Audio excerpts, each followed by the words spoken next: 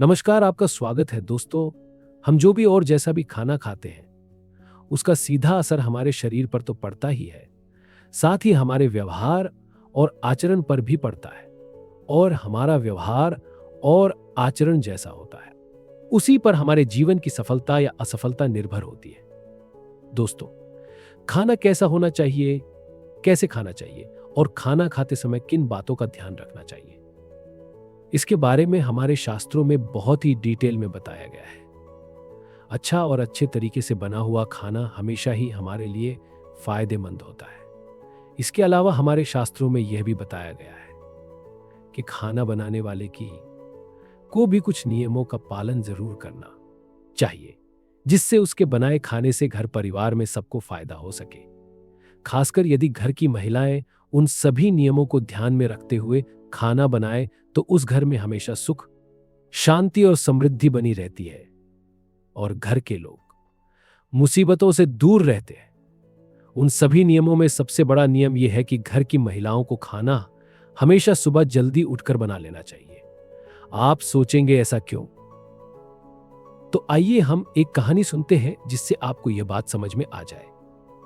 बहुत पहले एक गांव में रमेश नाम का एक व्यक्ति रहता था। रमेश बहुत ही होशियार और हुनरमंद कुंभकार था, जो कि मिट्टी से ऐसे ऐसे सुंदर सुंदर बर्तन, खिलौने और अन्य चीजें बनाता था कि लोग देखकर हैरान रह जाते थे। उसकी बनाई हुई चीजों को खरीदने के लिए लोग दूर दूर से आते थे। इस प्रकार अपनी कला से वो अच्छा खासा पैसा कमा लेता था। उसने अपने लिए एक बड़ा सा घर और अन्य सुख सुविधा की वस्तुएं भी जुटा ली थी। लेकिन दुर्भाग्य से अपने माता पिता की मृत्यु के बाद रमेश अपने बड़े से घर में अकेले ही जीवन यापन करता था। उसकी बुआ से उसका ये अकेलापन देखा नहीं गया और उन्होंने अपने रिश्ते की एक सुंदर सी लड़की शांति से उसकी शादी करा दी।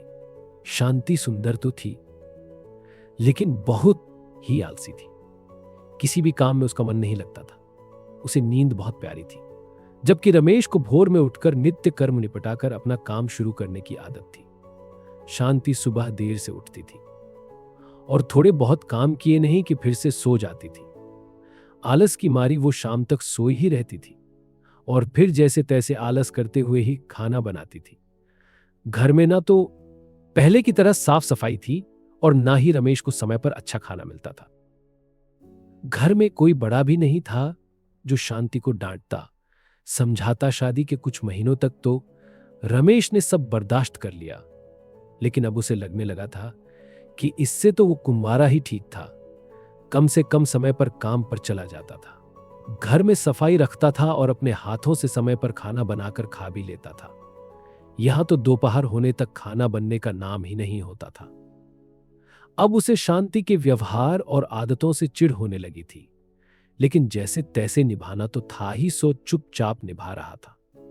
शांति को उसने प्यार से डांट से हर तरीके से समझाने की कोशिश की, लेकिन शांति थी कि सुधारने का नाम ही नहीं लेती थी। धीरे धीरे रमेश के बर्दाश्त की सीमा खत्म हो रही थी और वो गुस्से में रहने लगा था। समय पर खाना न मिलने पर उसे अक्सर काम पर जाने में देरी हो जाती थी। कई बार तो वो भूखा ही चला जाता था। फिर दिन भर भूख के कारण वो चिड़चिड़ाता रहता था।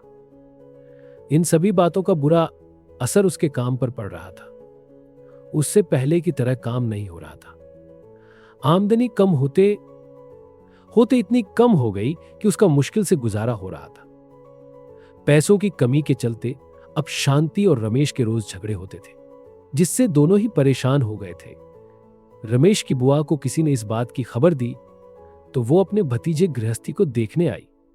रमेश के घर की हालत देखकर ही बुआ की अनुभवी आंखों ने सब भांप लिया। बुआ के सामने रमेश और शांति बहुत शर्मिंदा हो गए, क्योंकि पैसों की कमी से वे उनकी ढंग से आओ भगत भी नहीं कर पा रहे थे। अकेले में शांति ने बुआ से रमेश की शिकायत कर दी कि वो उसका ध्यान नहीं रखता है और लड़ता है सो अलग। बुआ ने शांति की बात को ध्यान से सुना, हालांकि वो जानती थी कि गलती किसकी है। उन्होंने शांति को सही राह दिखाने की सोच ली। दूसरे दिन बुआ ने आराम से सो रही शांति को भोर में ही जगाया और उसे घर की साफ सफाई करने के लिए कहा। बुआ की डांट के डर से शांति बेमन से उठी और काम पर लग गई। बुआ ने भी शांति की मदद की, जिससे घर चमचमा उठा। अब बुआ ने शांति को जल्दी से नहा धोकर तैयार होने के लिए कहा। शांति उनकी इस बात को भी मना नहीं कर पाई और जल्दी से नहा कर आ गई। अब बुआ ने उसे भोग बनाकर भगवान की पूजा करने के लिए कहा। शांति ने ऐसा ही किया। चमचमाते हुए घर में धूप दीप की सुगंध फैल गई तो अपने आप ही घर का वातावरण प्रसन्न हो गया। पूजा करने के बाद अब शांति को भी बहुत अच्छा लग रहा था। उसका सारा आलस पल भर में ही छूमंत्र हो गया और वो प्रसन्न मन से जल्दी से खाना बनाने की तैयारी में जुट गई। रमेश के जागने से पहले ही उसने घर में जो था उसी से अच्छा सा खाना बना लिया। नित्य समय पर रमेश उठा तो घर की रौनक देखकर बहुत खुश हो गया। उसने भी जल्दी जल्दी नहाया और भगवान की पूजा की। रसोई से आ रही खाने की महक से उसकी सोई भूख जाग गई और जब शांति चेहरे पर मुस्कुराहट ली, उसके सामने खाने की थाली ली आई तो वो शांति के बदले हुए व्यवहार से हैरान रह गया। उसने बुआ की तरफ देखा तो वो भी मुस्कुरा दी। रमेश सब समझ गया। उसने बहुत तसल्ली से खाना खाया और शांति को बड़े ही प्यार से देखा। रमेश की नजरों में अपने लिए प्यार देखकर शांति को भी सब समझ में आ गया। दिन शादी के बाद पहली बार रमेश भरे पेट घर से निकला था। अच्छे खाने के असर से दिन भर उसका मन काम में लगा रहा, जिससे उस दिन उसकी अच्छी कमाई हुई और शाम को वो खुशी से घर लौटा। शांति को अब अपनी गलती का एहसास हो गया था। अब वो जैसा बुआ बताकर गई थी वैसा ही करती थी। सुबह जल्दी उठकर खाना बनाने से रमेश कभी भी काम पर भूखा नहीं गया। समय पर खाना खाने से उसका चिड़चिड़ापन दूर हो गया और वो पहले की तरह काम पर ध्यान देने लगा। उनके घर में फिर से सुख समृद्धि लौट आई। तो देखा आपने दोस्तों, केवल सुबह जल्दी खाना बन जाए तो उससे कितना फायदा हो सकता है। इसीलिए दोस्तों कहा जाता है कि रसोई घर में ही परिवार का भाग्य तय होता है। एक स्त्री अपने घर को कैसे रखती है, इसी पर पूरे परिवार की किस्मत टिकी हुई होती है। अगर स्त्री देर से जागती है, देर से भोजन बनाती है, तो इसका नकारात्मक प्रभाव उस घर में रहने वाले लोगों पर पड़ता है। घर की जितना स्वच्छ और सुंदर रखा जाता है, उतनी ही घर में खुशहाली बढ़ती है। इसलिए महिलाओं को हमेशा अपने घर को स्वच्छ रखना चाहिए।